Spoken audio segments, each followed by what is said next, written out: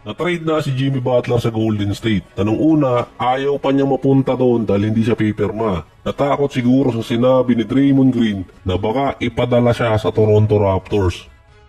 Dahil merong player ang napunta doon after niyang matrade. So hindi pa kasi final talaga yung magiging kapalit. Pwedeng merong pang maisama sa package mula sa ibang team dahil ipapa-approve pa naman yon.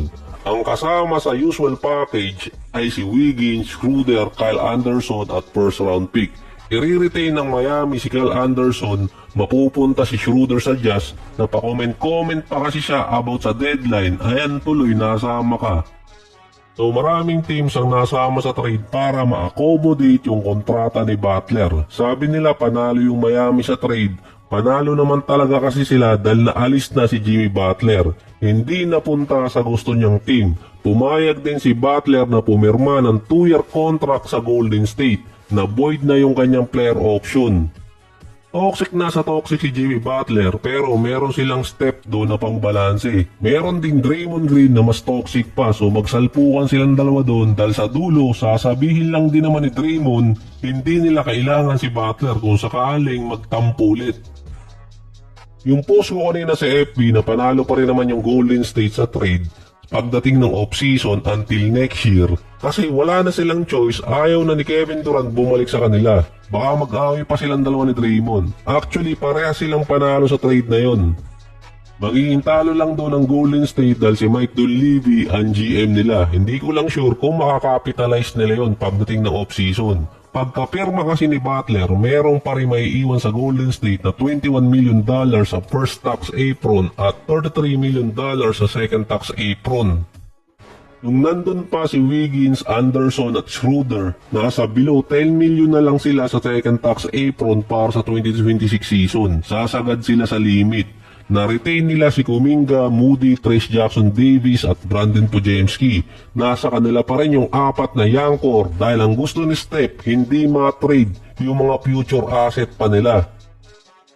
Sila GP2, Looney at Kuminga yung mga free agent ng Golden State sa off-season. Meron silang natirang nasa 33 million sa second tax apron. Si Kuminga kasi pwede nilang isign after nilang makapag-sign ng isang free agent. Yung mga biggest free agent nga lang nasa player option, sina LeBron, Kyrie, Harden, Randle, sama ko na si Naz Reid. Sa unrestricted kasi si Brandon Ingram, yun lang ata yung notable name. Kaya yung sinabi ni Draymond Green na baka sa Toronto Raptors pa ipadala ni Pat Riley ito si Jimmy Butler na dun din natuloy sa Golden State dahil ang napunta talaga dun ay si Brandon Ingram. Ang baba din ang binigay ng Raptors para kay Brandon Ingram. Ang nawala naman sa Golden State yung pick nila sa 2025. Protected pa yon mula number 1 hanggang number 10. Ibig sabihin, kapag pumatak sila ng at least number 10, mariretain nila yung pick. Pero kapag bumagsak sila ng 11 onwards, makukuha naman ng Miami. Kumpleto pa sila mula 2026 until 2031 kung may mundo pa nung o sakali. Yung Bucks naman gumalaw agad sa trade na hindi nila inintay yung deadline. Nakuha nila si Kuzma, Jericho Sims at number 5 pa rin naman sila sa East. Kaso malapit na sa kanila yung Detroit, Magic, Hawks at Miami. May komento rin si Giannis na gusto niyang makita na yung mga European player pumunta sa mga bigger market. Technically, kasama doon ang Golden State sa mga binanggit na bigger market ni Giannis. Kapag nagkaroon pa di umano ng pagkakataon si Giannis na hindi umabot ulit ng malalim sa playoffs yung Milwaukee, sinabi niya doon na posible siyang lumipat ng team at mag-request siya ng trade. Dahil sa trade ng Warriors at Miami, nagkaroon sila ng sapat na cap space na meron silang pamalit pa. May magagamit na player at mga picks yung Warriors. Isa doon si Kuminga. Kung nasama sa Jimmy Butler trade si Kuminga, yun talaga talo ng malaki doon ng Golden State. Dahil expected magiging pang-pillar siya sa kahit anong sign and trade ng star player pagdating ng off-season. Dahil si Kuminga, paperman ng kontrata. Ang nakakapagtaka lang doon, bakit hindi nga si Ingram yung kinuha ng Golden State ang baba ng binigay ng Toronto Raptors doon. Mas versatile pa ang kontrata niya. Mas maiinganyo pa siguro nila yung iba mga player doon na free agent. Parehas lang din naman na damage goods si Butler at itong si Ingram. Baka siguro hindi lang ako updated.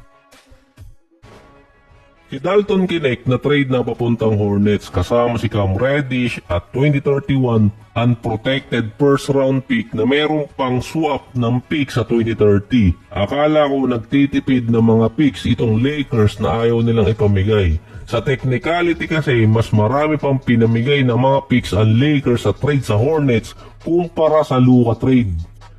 7-footer din naman tong nakuha nilang sentro na si Mark Williams. Tahimik lang tong si Mark dahil nag-a-average din siya ng 16 points, almost 10 rebounds at 1.2 blocks per game. Breakout season din niya sa Hornets. 23 years old pa lang si Mark Williams na parang DeAndre Ayton din. Nakatatlong taon na siya sa NBA pero mas bata pa rin siya kumpara kay Dalton Knecht.